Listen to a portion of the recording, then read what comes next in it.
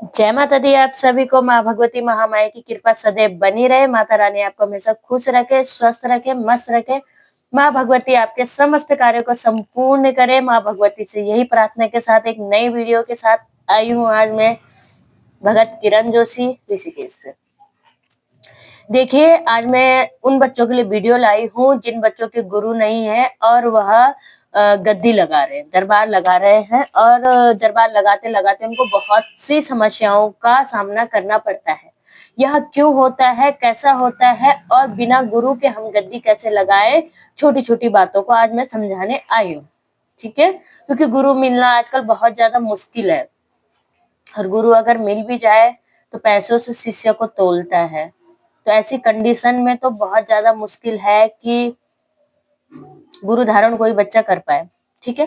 और जिनके गुरु हैं, उनको तो उनके गुरु बताते होंगे इन छोटी-छोटी बातों को, मगर जिनके गुरु नहीं है, जिन बच्चों के बहुत से मैसेजेस आते हैं मेरे को कि माँ मैं दरबार लगाती हूँ, मेरे गुरु नहीं है, मुझे ऐसी-ऐसी परेशानी है या मेरे घर में कलेश रहता है या मेरे पति से नहीं बनती है या बच्चों पे गुस्सा आता है या मुझे बहुत ज़्यादा गुस्सा आता है। आज मैं इसका सभी समस्याओं का निवारण आप सभी के बीच लेके आई हूँ।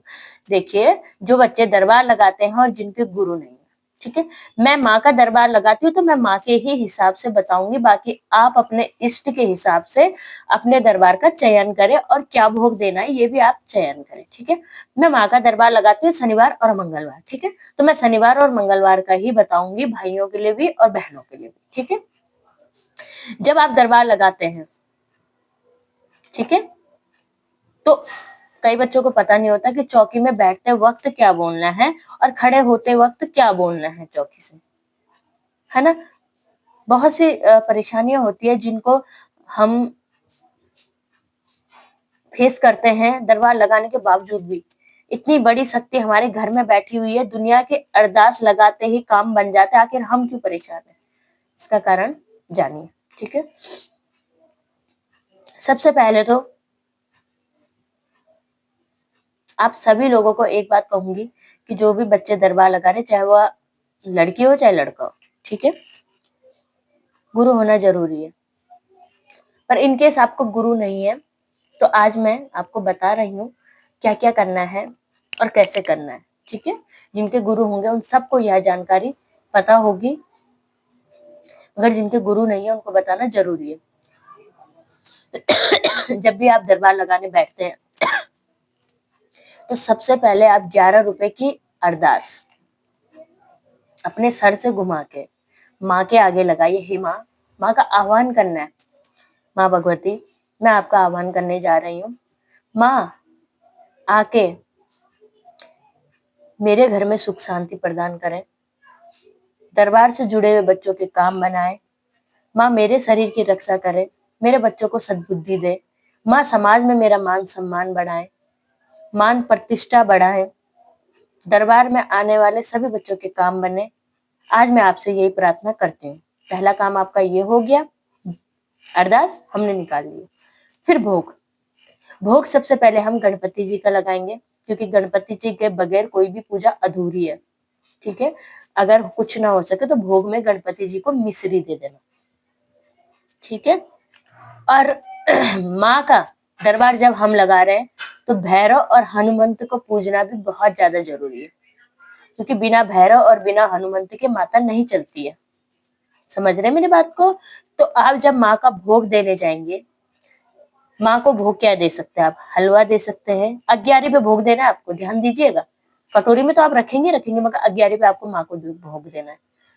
बतासे का 7 बतासे दे सकते हैं, 7 जायफल दे सकते हैं, 7 लौंग का भोग दे सकते हैं, मीठे पान का भोग दे सकते हैं, पंचमेवा का भोग ये आप माँ को दे सकते हैं।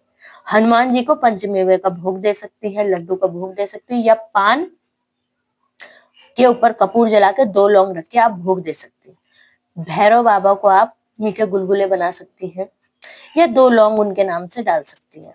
ये सबकी भोग आपने दे दिया है, ठीक है? सबका भोग आपने दे दिया है। सबका भोग देने के बाद आप गणपति जी से प्रार्थना करें, हे गणपति मेरे घर में आइए, रिद्धि सिद्धि के संग आइए और मेरे दरबार में सहायता करें, हे हनुमत जी, हे भैरव जी, सबका आह्वान करना है आपको। ठीक है। उसके बाद आप गद्दी पे विराजमान होंगे।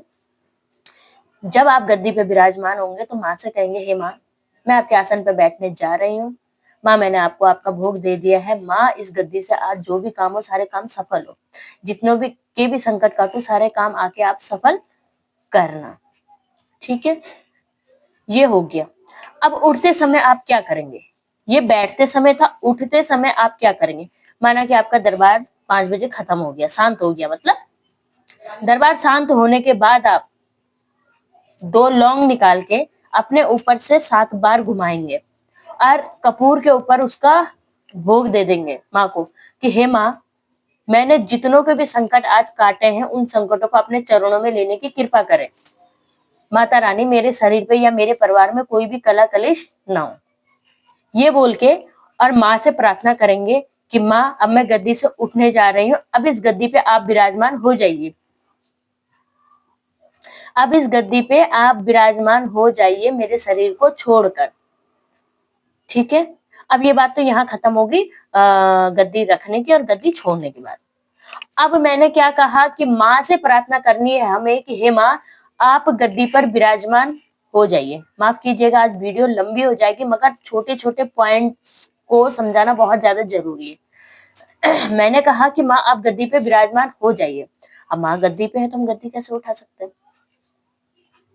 हमारे घर में कलेश की आधे से ज्यादा जड़ तो हम जो गद्दी को समेट के रख लेते हैं ना, वही है। क्योंकि हम तो गद्दी को समेट के रख लेते, तो माँ कहाँ रहती है? हमेशा हमारे शरीर पे रहती है।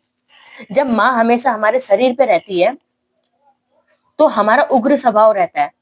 माँ काली की गद्दी जिसे लगाते हैं तो उग्र स्वभाव, चिड़चिड़ापन, गुस्सा, घर में कला कलेश, बच्चों को ना देखना, ये सारी समस्याएं हमारे शरीर में रहती है।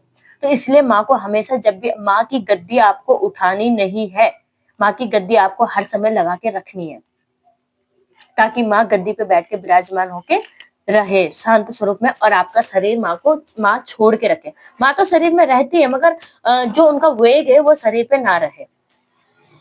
ठीक है। उसके बाद जैसे आप झाड़ू पोछा कर रहे हो, ठीक है, माँ से आदेश ले, माँ मैं आपकी थोड़ी सी चौकी को खिसका रही हूँ, उसके बाद फिर मैं आपको पुनः यहाँ पर गद्दी को उठा के झाड़ू पोछा करके फिर उस गद्दी को वहीं पे रख दीजिए। ठीक है, बात को आप समझ रहे हैं मैं क्या कहना चाह रही हूँ? गद्दी को आप लोग कभी नहीं उठाएंगे, कलेश का सबसे बड़ा कारण हमारे घर में यही बनता है। ठीक है, गद्दी को आप नहीं उठाएंगे, माता रानी की पूजा कीजिए, माँ उसी गद्दी पे बैठी हुई है, इस चीज को महसूस कीजिए। फिर कई बहनें बोलते हैं कि माँ, हम गद्दी दरबार तो लगाते हैं, मगर हम ब्रह्मचर्य का पालन नहीं कर पाते हैं क्योंकि हमारे पति नहीं मानते। देखिए, मैं आप सभी बहनों से ये कहना चाहती हूँ कि माँ जो हमारी है, वह भी परिवार वाली है, बच्चे हैं, पति है, सब कुछ है। तो जब हमारे शरीर पे माँ आई है तो उसने देखा है कि मुझे इस घर में जाना है या नहीं जाना है, बच्चे हैं, पति है, सब कुछ है। तो फिर हमारी माँ इस चीज से क्रोधित नहीं होती है। पति आपके ब्रह्मचर्य, कोशिश कीजिए, पति को मनाइए, अगर पति नहीं मानते तो माँ से अरदास लगाइए, हे माँ, उनको सद्बुद्धि दे, मैं मतलब शनिवार मंगलवार का दरबार लगाती हूँ, मैं ब्रह्मचार्य के साथ रहना चाहती हूँ, माँ सद्बुद्धि दे। क्योंकि देखिए, कभी भी अपने पति को ब्रह्मचर्य के लिए मजबूर ना करें, इससे हमारा परिवार बिगड़ेगा। जब पति को हम ब्रह्मचर्य के लिए मजबूर करेंगे तो पति बाहर जाएगा तो उसमें भी बदनामी हमारी है। बदनामी हमारी है तो फिर साथ साथ मैया की भी है। तो इसलिए मैया को मनाइए, मैया से अरदास लगाइए कि मैया, नहीं, ऐसा नहीं होना चाहिए कि हमारा पति हमें छोड़ के बाहर जाए, और मैं ये चाहती हूँ कि ब्रह्मचर्य भी बने रहे, आप भी मेरे घर में रहे, पति भी मेरे पास ही रहे। ठीक है। फिर दूसरी बात कि जब हम लोगों के संकट काटते हैं, आपने कई बार देखा होगा कि लोग अरदास लगाते हैं और लोगों के काम बन जाते हैं और हमारे काम बिगड़ जाते हैं। जहाँ लोगों के काम बनना शुरू होता है, हमारे काम बिगड़ना शुरू हो जाता है। इसका कारण ये है कि जब लोग अरदास लगाते हैं, उन्होंने जो भी अरदास माई की लगाई है, माँ को समय समय पर हमें भोग देना चाहिए, शनिवार और मंगलवार को जरूर देना चाहिए।